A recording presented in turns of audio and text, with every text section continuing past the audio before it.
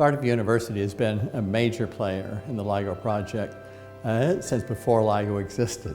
since we were just planning LIGO in the early 1980s. Bernard Schutz here, as a professor here, had superb support from the university,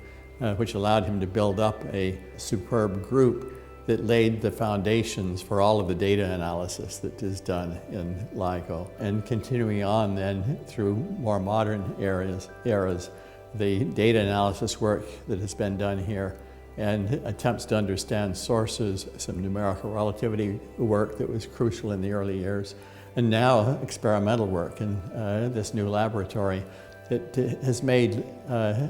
Cardiff University and this group one of the 3 or 4 really most important contributors to the success of the LIGO project in opening up the gravitational wave window onto the universe.